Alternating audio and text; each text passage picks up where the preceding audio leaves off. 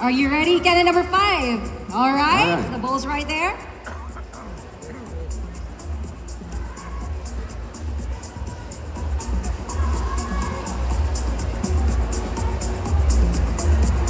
Okay, hashtag Mother Earth. Hashtag Mother Earth. A pleasant evening to each and everyone. Mother Earth is very important to each one of us. Because without our Mother Earth, I'm not standing here tonight.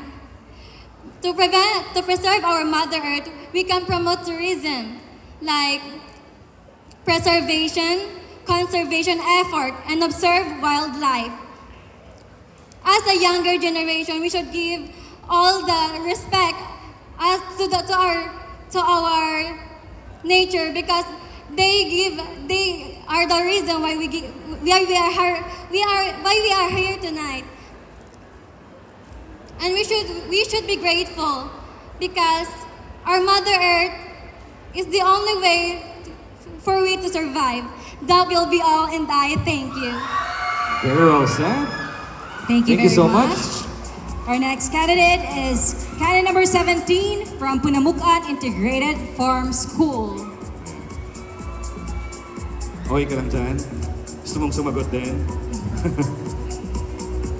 Welcome, candidate number 17. Congratulations Beautiful. for making it a top 10. The ball's right there. Dalawa na. Alright.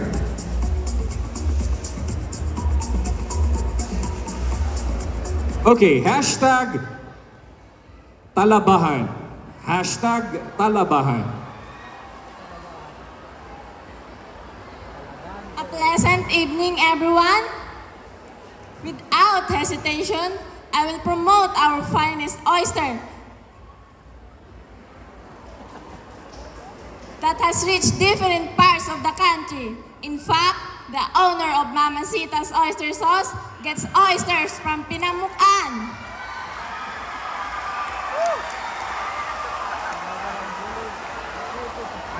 So, I am honored to promote our very own Talaba!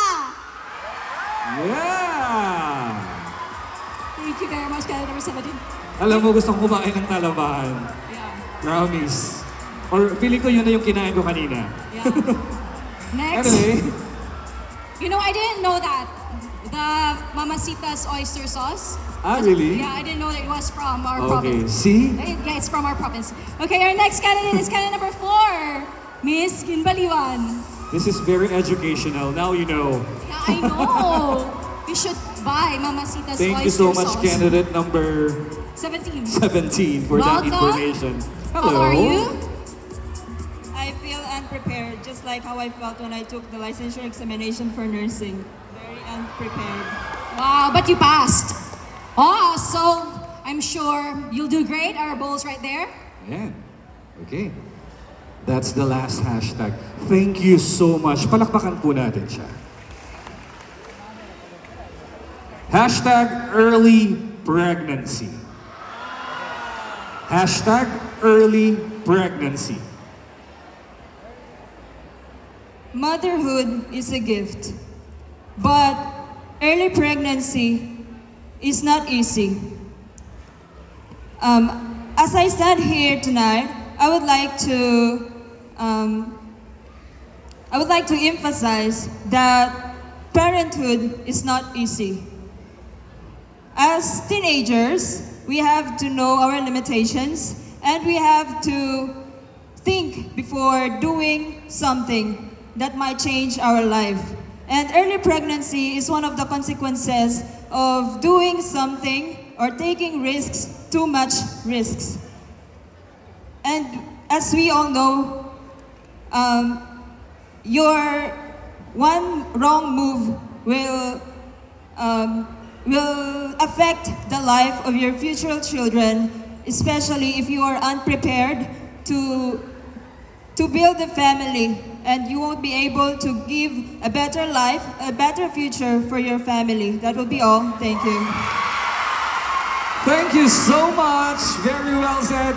And Michelle, that concludes our top 10 semifinalists question and answer portion. Yes. Ikaw, Wow. Really? Grabe. Indeed, this is a turning point of the pageant. The candidates must keep in mind that their beauty and intelligence are being judged in this category. Anyway, I know that we are all excited to know who will Yes. make it to the top 5. But keep the excitement waiting.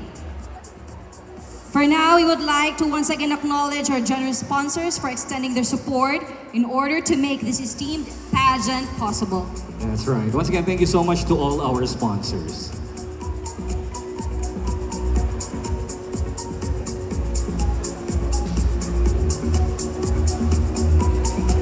Again, thank you so much to our benevolent sponsors.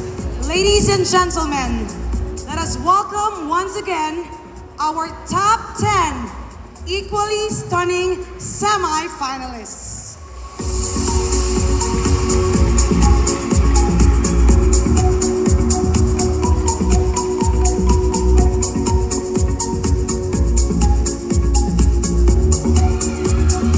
Candidate number 6, candidate number 19, 13, candidate number 14, 9, 18, 10, 5, 17, and candidate number 4.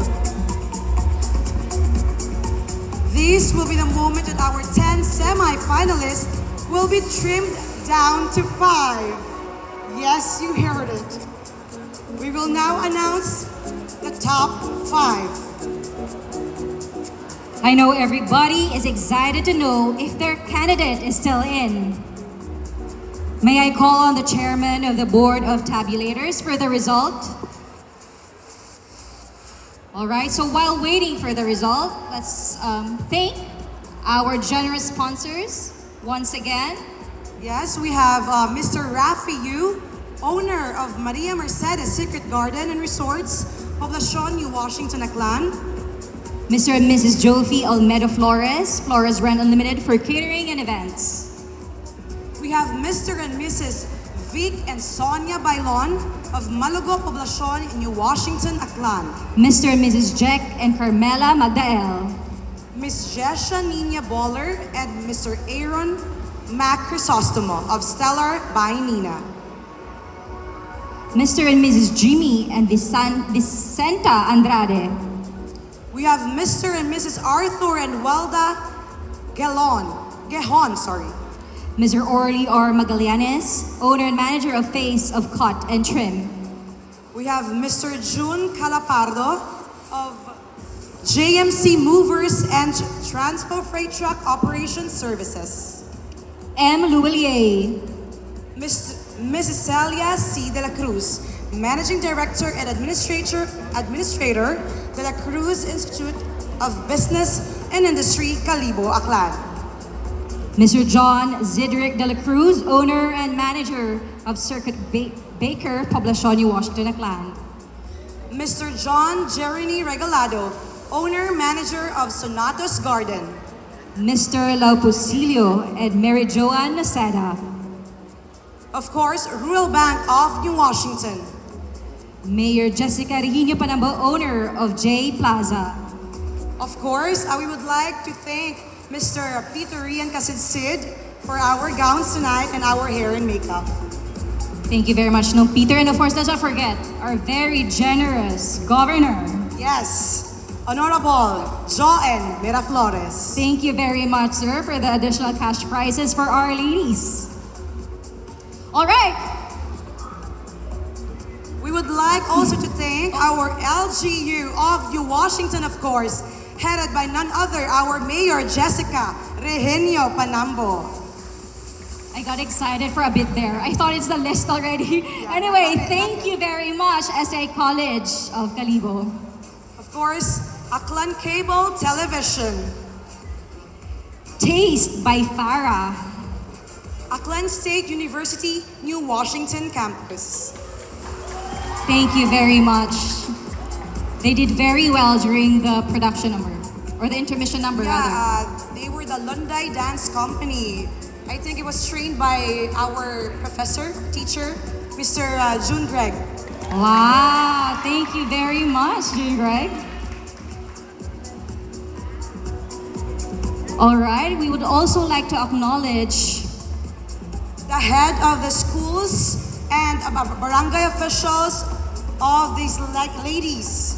We have from Miss Montfort Technical Institute, Miss Tambak, Miss Ochando National High School, Miss Ginbaliwan, Miss Puis, Miss Aklan State University, New Washington Campus, Miss Halas, Miss Mataphaw, Miss Kawayan, Miss Fatima, of course, Miss Mabilo, Miss Dumaguet, Miss Lawaan, Miss Polo, Miss Candelaria, Miss Ochando, Miss Pinamukan Integrated Farm School, Miss Poblacion, and lastly, Miss New Washington National Comprehensive High School.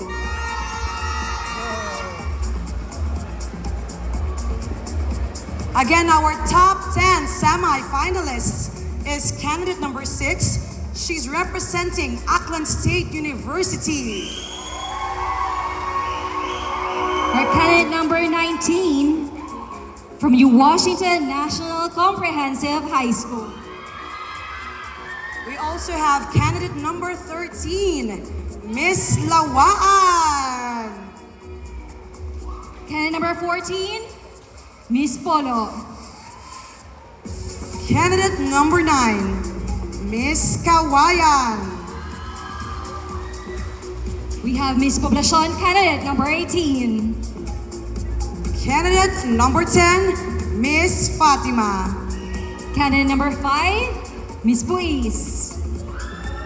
Candidate number 17, Miss Pinamukan Integrated Farm School. And lastly, candidate number 4, Ginbaliwan.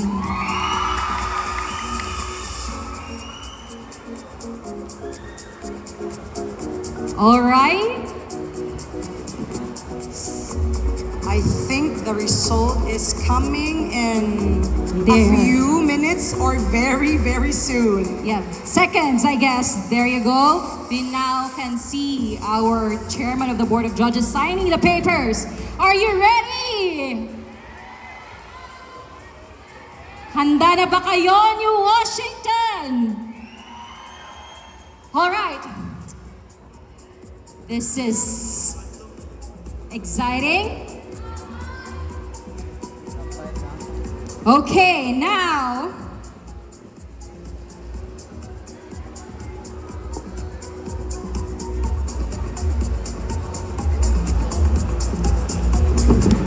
we are now going to announce the top 5, again in no particular order.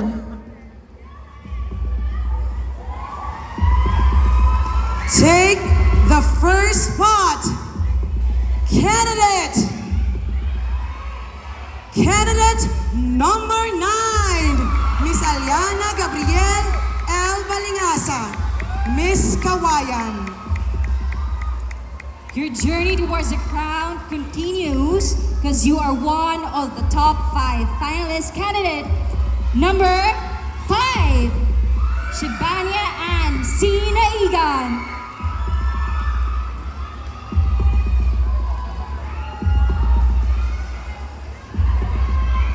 You still have a chance to bring home the crown.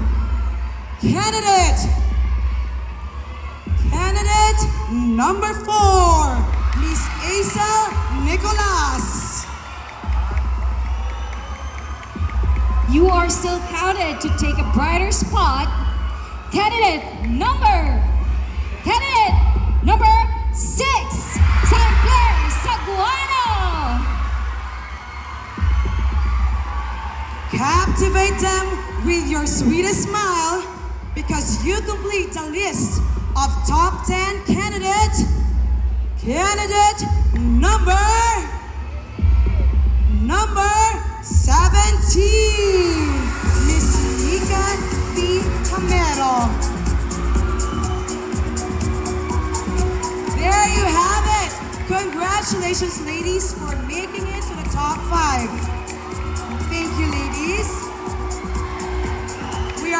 almost approaching the peak of our pageant, where we get to know who is going to be the new Miss Pacto de Sangre 2023.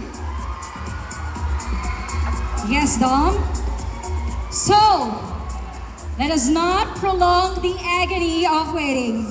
Let us proceed to the question and answer for our top 5. The organizers have tailored 5 questions for this segment. The questions will be read twice, after which the candidate can express her answer with no time limit. We would like to remind our audience that the scores of the candidates are reset to 0.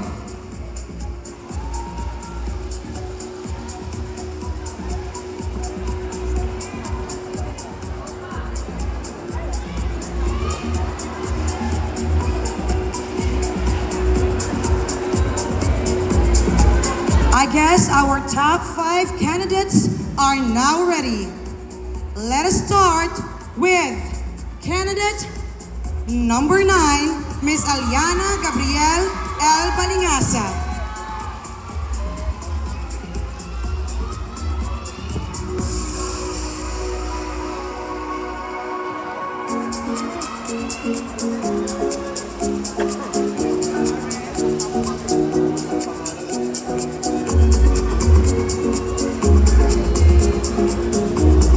Congratulations, Miss Kawayan. All right, so we have the ball right there. Just kindly Pick your question, please. pick your question, please.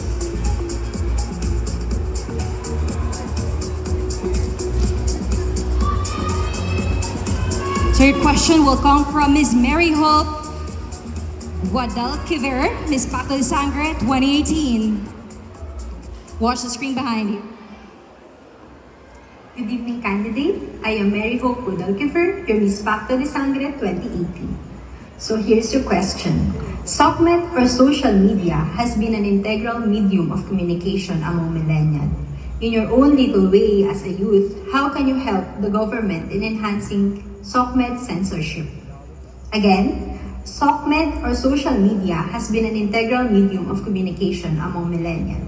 In your own little way as a youth, how can you help the government in enhancing the SOCMED censorship? Good evening, candidate. I am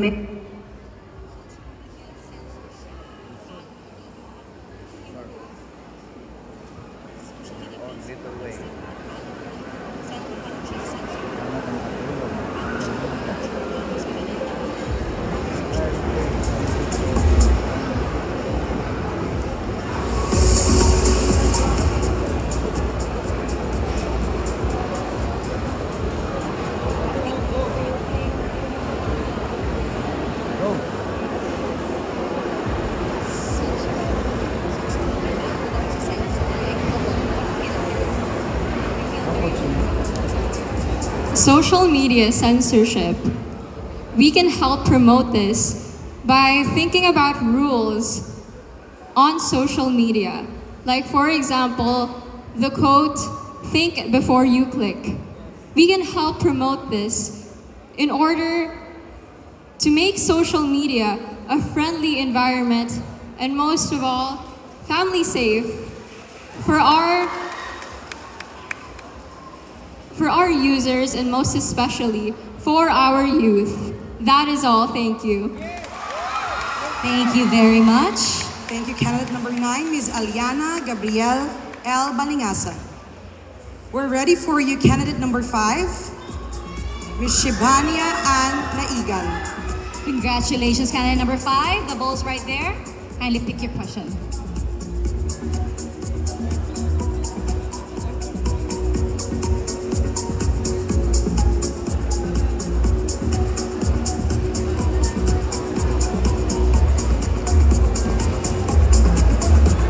Okay, your question will come from the beautiful Miss Karen Radamar Braun, Miss Pacto de Sangre 2019.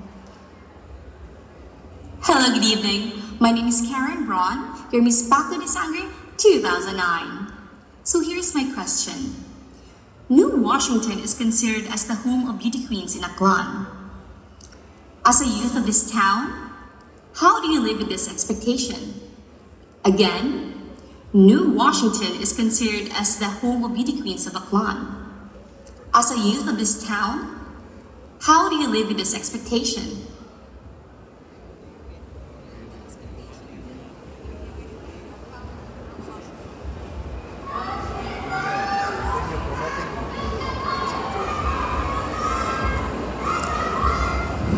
A pleasant evening to everyone.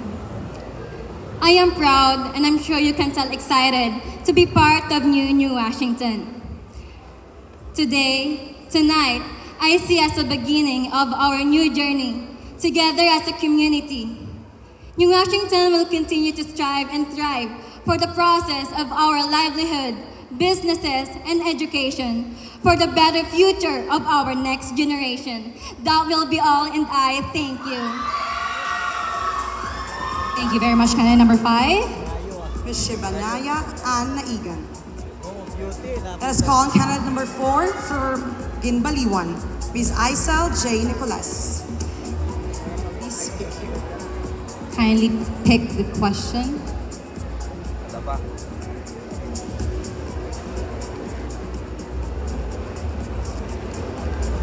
So your question will come from Ms. Carmela Apolinario Magdael, Ms. Pacto de Sangre 2010. Good evening, people of New Washington. My name is Carmela Apolinario Magdael, your Miss Pacto de Sangre 2010. And here is my question. The COVID-19 pandemic had changed the landscape of education in the nation. As a student and youth, do you believe that the government had been responded to the challenge in providing quality education? Why or why not?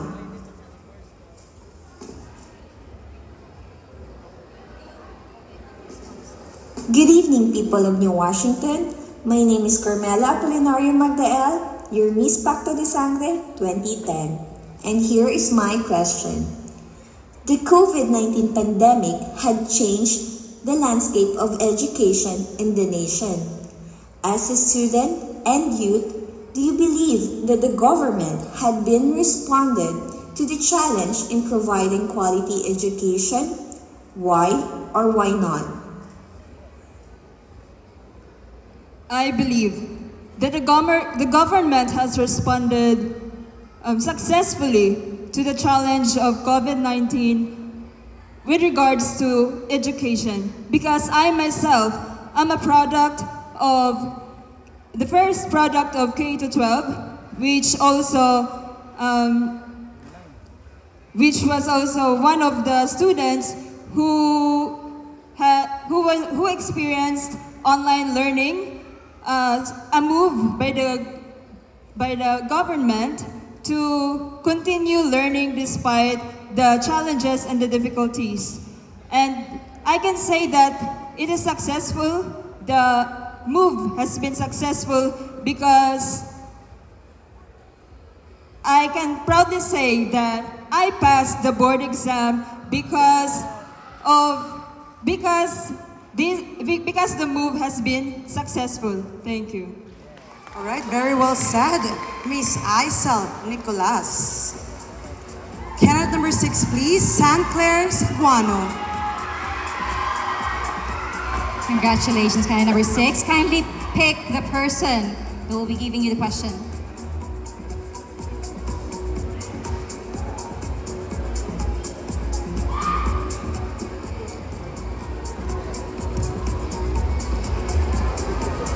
All right, your question will come from Ms. Carla Isturiz Taladad, Ms. Pacto de Sangre International 2014. Good evening, candidate. My name is Joanna Carla Isturiz, your Miss Pacto de Sangre International 2014. And here's my question. Childhood is considered the most joyful stages in our life. If you have the chance to change an action or a moment during your childhood that affects your life in the present, what will it be and why? Good luck. Good evening, candidate. My name is Joanna Carla Isturiz, your Miss Pacto de Sangre International 2014. And here's my question. Childhood is considered the most joyful stages in our life. If you have the chance to change an action or a moment during your childhood that affects your life in the present, what will it be and why? Good luck. Okay, ladies and gentlemen, good evening. If there is something that I can able to change in my past, there's nothing. Because my past, just this, I'm standing here brave, proud, confident. Without my past, I was not able to be here. I was not able to be brave and to face tomorrow. So if there's chance, I would never change anything. Because I always believe that our blemishes and scars makes us unique. And it's our heart that makes us golden. Thank you so much. There you have it. Miss Aklan State University, San Clair Saguano. And of course, last but definitely not the least, candidate number 17, Micah Hamero. Congratulations, candidate number 17. Kindly pick your question from the bowl.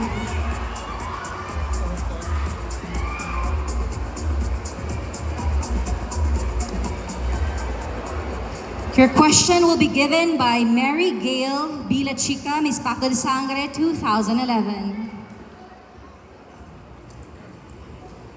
Good evening, candidate. This is Mary Gail Bila Chica, your Miss Pacto de Sangre 2011, and this is your question.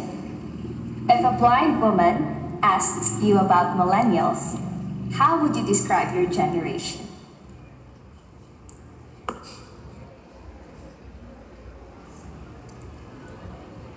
Good evening, candidate. This is Mary Gail Bila Chica, your Miss Pacto de Sangre 2011, and this is your question. If a blind woman asks you about millennials, how would you describe your generation?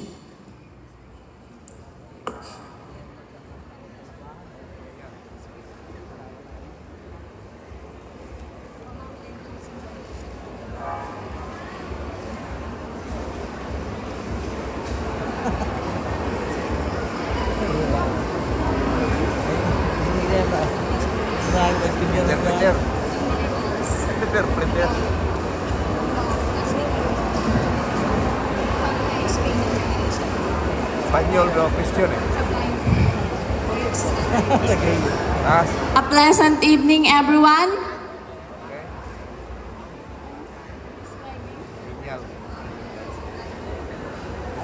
Describing millennials as a woman.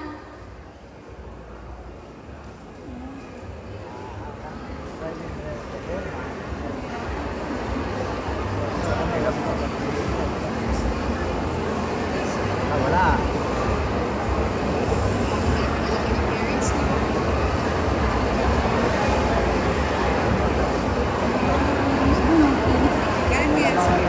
Take a deep breath. Relax. Okay.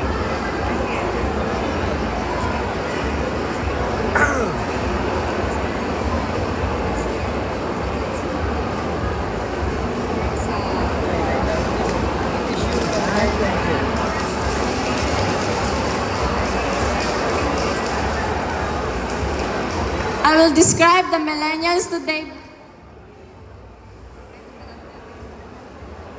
because dahil ang millennial ngayon